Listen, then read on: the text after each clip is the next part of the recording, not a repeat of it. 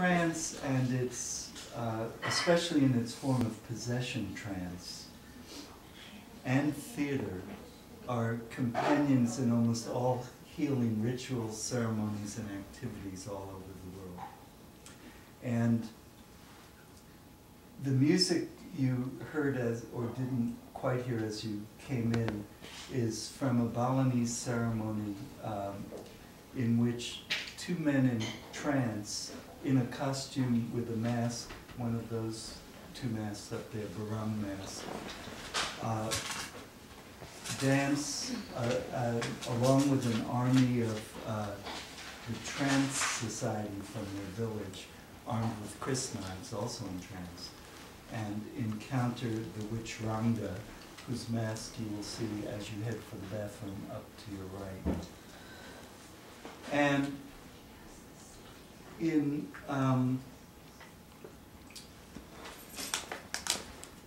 Bali, but only for example, the rituals are large, ceremonious, accompanied by music and dance and costume and ceremony. You will, if you get interested in Bali, there's one of the excellent anthropologists who has written about the island is Clifford Geertz, and now deceased, but he wrote a book, for example, about one of the Balinese cities or kingdoms called the theater state. In our, roughly speaking, Western tradition, I've spoken before and often about the dream incubation ceremonies that occurred in the 6th and 5th centuries BC in Athens near the Acropolis, in which briefly a person with a problem, physical, mental, social, would go to the temple of Asclepius, the healer, and the priest would inter that person in a quiet chamber below street level kind of. And the patient would dream and dream and dream until they had a healing dream in which the god appeared or in which their problem was resolved. Then they would write the dream, the priest would write the dream on a piece of pottery. They would pay a fee and go home.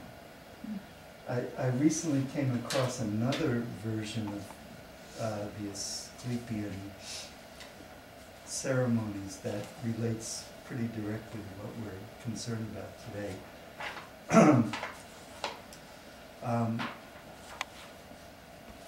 And it's from an article, I'll send this to you guys, called Ancient Greek Theater's Relation to Asclepius. During excavations, this is again near the shrine of Asclepius, near the Parthenon, the oldest shrine dedicated to the god of medicine and healing, built during the 6th century before the Common Era. Two statues were found while excavating the theater. One of Asclepius and one of a woman, likely his daughter Hygeia, goddess of health, one thinks, between the orchestra and the scheme in the theater. Then the author says, during a yearly festival, noble citizens of Epidaurus, dressed in white, would march from the city to the Asclepion, chanting hymns to Asclepius and his father Apollo.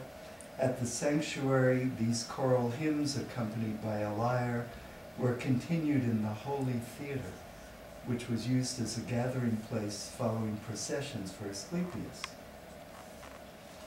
Speeches and temple services also took place in that same theater. Asclepius was said to have prescribed writing songs and comical mimes, or memes, as treatments, with the idea that the emotional state of a patient is as important as the physical, and so the theater was a part of the cure. Offerings, thank offerings to the god from cured patients could include choral performances also, and there were games and contests in Asclepius' name, which included musical and literary contests. All of these performances would have been performed in the theater linked to the sanctuary. And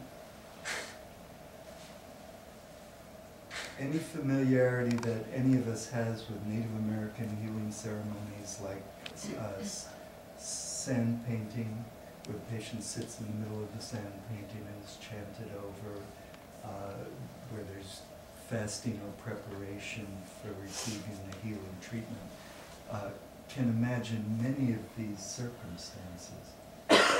The sort of white bread version in Western society are the rituals of the doctor's office, the analyst's couch, the hospital, the hospice, and the less than satisfactory invented rituals of self-help groups and the like, and men's groups, if there still are, and banging drugs and so on. As with the use of metaphor in hypnotic therapy, I'm a partisan, where possible, of using already occurring forms and languages and activities and practices, rather than inventing new therapeutic languages, new ritual ceremonies and practices for the patient.